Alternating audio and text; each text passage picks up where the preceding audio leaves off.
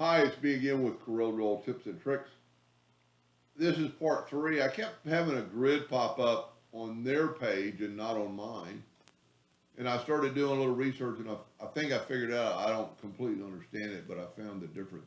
So if we go to effects and creative and scatter, they get these weird shapes and it gets worse as it gets smaller. It turns off the corners.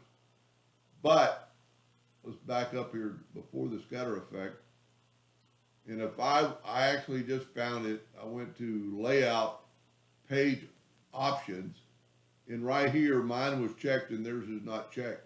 Auto inflate bitmaps for effect and hit OK.